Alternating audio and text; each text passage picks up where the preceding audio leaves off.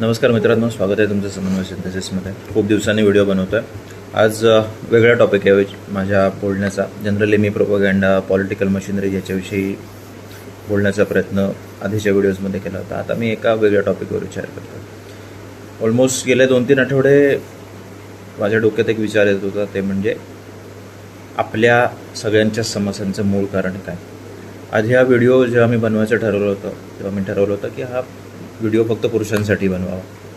पण मी बऱ्याचशा लोकांशी बोललो आणि त्यातून कळलं की ही जी समस्या आहे, हा जो मी प्रॉब्लेम आजच्या व्हिडिओमध्ये बोलणार आहे, तो प्रॉब्लेम सगळ्यांनाच आहे. तो कॉमन प्रॉब्लेम आहे. तो प्रॉब्लेम म्हणजे बायनरी थिंकिंग. आपण ड्युॲलिटीमध्ये दोनच गोष्टींमध्ये विचार करतो, ब्लॅक अँड व्हाईट, एकतर एक किंवा शून्य. आता ही थॉट प्रोसेस येते कुठून? ही थॉट प्रोसेस येते ती म्हणजे आपल्या सर्वायवल इन्स्टिंक्टमधून. जर तुम्हाला जगायचं आहे तर तुम्हाला दोनापैकी एक निवडलं पाहिजे, फाईट ऑर फ्लाईट. ह्या टाईपचे निर्णय आपण जनरली घेतो कारण की टिकून राहायचं. तेच त्या आदिमानवाच्या काळात ते योग्य होतं. पण जसजसं सोसायटी वाढत जाते, आपल्याला करिअरमध्ये प्रोग्रेशन करायचं असतं, आपल्याला निर्णय घ्यावे लागतात फॉर आवर ओन डेव्हलपमेंट. मग आपण या दोनापैकी एक गोष्ट आपण करायची, एकतर थांबायचं किंवा बाहेर जायचं, अशा पद्धतीने विचार करतो. त्यामुळे प्रत्येक समस्येला आपल्याकडे दोनच उत्तरं असतात. आता ह्याच्यावर सोल्युशन म्हणून, या बायनरी थिंकिंगवर लोक सोल्युशन म्हणून स्पेक्ट्रम थिंकिंग, ओके, की you have to find range of solutions, okay, किंवा प्रोबॅबिलिस्टिक थिंकिंग, ओके, की कुठल्या गोष्टीची प्रोबॅबिलिटी किती आहे. आता मला त्याला मराठी शब्द नक्की माहीत नाही. तर त्या प्रोबॅबिलिटीने विचार करायचा. तुम्ही जर बरेचसे श्रीमंत म्हणणार नाही, बरेचसे हुशार लोक मी म्हणेन, इलॉन मस्क वगैरे, they think in probability, they think in percentages. पण मी एक याच्यावर चौथा एक वेगळा अल्टरनेटिव्ह देतो, म्हणजे don't think at all. Okay. आता डोंट थिंक ॲट ऑल म्हणजे विचार करणं बंद करून टाका अशा अर्थाने नाही म्हणायचं आहे मला म्हणायचं आहे की ह्या बायनरी थॉट प्रोसेसने कधी विचार करू नका. Think from the oceans perspective. Binary thought process is like a river. तुम्हाला पॉईंट A मधून पॉईंट B कडे जायचं आहे. जसं नदी, तिचं एक उगम स्थान असतं आणि ती समुद्राला जाऊन मिळते. त्यामुळे point A to point B कडे जाते. तर ह्यामध्ये प्रॉब्लेम काय होतं, तुम्ही एका सायकलमध्ये सतत अडकलेले असता. कारण की देर आर इन्फिनाईट पॉईंट्स. उदाहरणार्थ, आपण 10वी-12वीला होतो, मग लोक सांगायचे 10वी-12वीला अभ्यास चांगला कर म्हणजे इंजिनिअरिंग कॉलेजला, मेडिकल कॉलेजला ॲडमिशन मिळेल, म्हणजे नोकरी चांगली मिळेल. मग नोकरी चांगली झाली तर लग्न चांगलं होईल, लग्न चांगलं झालं तर मुलं चांगली होतील, मुलं चांगली झाली तर पुढचं. त्यामुळे आपण नेहमी point A to point B, point B to point C, point B to C to point D, असंच एका पॉईंटने पुढच्या पॉईंटपर्यंत विचार करत राहतो. प्रत्येक वेळी आपण तेवढाच विचार करत राहतो. आणि या सगळ्या गोष्टीचा शेवट काय होईल हे आपल्या कधीच दृष्टिक्षेपात नसतं. जनरल आहे की माणसाचा शेवट सगळ्यांचा ठरलेला आहे, आपल्या सगळ्यांनाच मृत्यू आहे आणि तसाच आपला सगळ्यांचा शेवट होणार आहे. पण ह्या point A to point B जाण्यामध्ये आपण जगणंच विसरून जातो. आपल्याला कधी कळतच नाही की आपण कशासाठी आलो आहोत. आपल्याला असं वाटतं ठीक आहे, कुठल्या तरी सोपाळ चांगल्या कॉलेजमध्ये ॲडमिशन मिळालं, जरा बऱ्या दिसणाऱ्या व्यक्तीशी लग्न झालं आणि समाजाने आपल्या 4 गोष्टींसाठी कौतुक केलं म्हणजे आपण काहीतरी वा भारी मस्त जगलो. तर तेच आपल्याला महान काहीतरी केल्यासारखं वाटतं आणि एक मिडिओकर आयुष्य आपण नेहमी जगतो. तर त्यातूनच आपल्याला बाहेर पडायचं आहे. आणि म्हणून मी कुठल्याही टाईपच्या थिंकिंगपेक्षा एक वेगळी तुम्हाला स्ट्रॅटेजी सांगतो, ते म्हणजे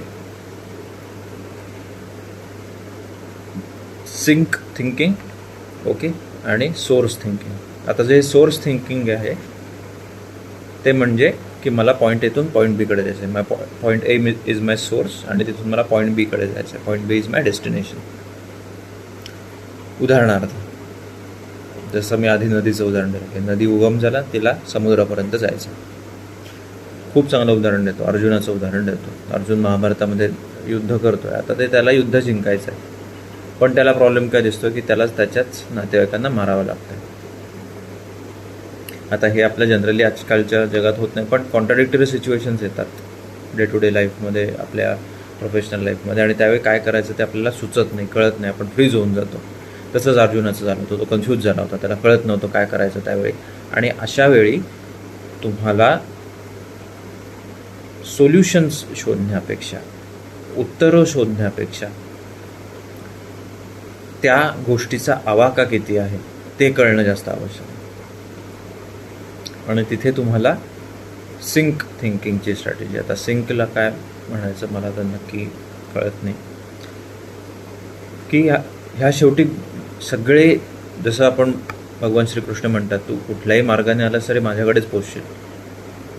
तर तो सिंक पॉईंट काय आहे, की सिंकिंग पॉईंट काय, how all these things are going to end, that is what you need to identify in any given situation. आणि मग तुम्ही शांतपणे विचार करू शकता.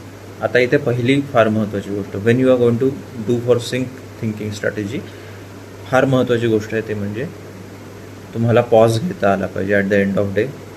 आणि कधीही कुठलाही महत्त्वाचा डिसिजन किती साधा जरी असेल तरी लर्न टू टेक पॉज. नाहीतर तुमच्यासमोर भरपूर ऑप्शन्स येतील आणि तुम्हाला कळणार नाही काय करू, and you will do nothing. मी त्याला शॉपिंग मॉल सिंड्रोम म्हणतो. बरेच लोक जे शॉपिंग मॉलमध्ये जातात, काहीच न घेऊन येतात, हात हलवत येतात, 4 फोटो काढतात, इन्स्टाला टाकतात, बस हात हलवत येतात. त्याला मी शॉपिंग मॉल सिंड्रोम म्हणतो. कारण की आपल्याला असं वाटतं अरे एवढे भरपूर ऑप्शन्स आहेत, अजून काहीतरी भारी मिळेल, आणि मग आपली वेळ निघून जाते आणि मग आपल्याला घरात जायचं हे कळतं आणि चला आता घरी जाऊया. आणि बऱ्याच लोकांच्या आयुष्याचं तेच होतं की त्यांना असं वाटतं मला भरपूर ऑप्शन्स आहेत आणि एक दिवस त्यांना कळतं अरे वेळ संपली, चला आता निघायची वेळ झाली. हेच बऱ्याचशा लोकांच्या आयुष्याची ट्रॅजेडी आहे आणि त्यालाच लोक शहाणपण समजतात, ही तर त्याहीपेक्षा मोठी ट्रॅजेडी आहे. So coming back to the main point, you have to develop a sync thinking.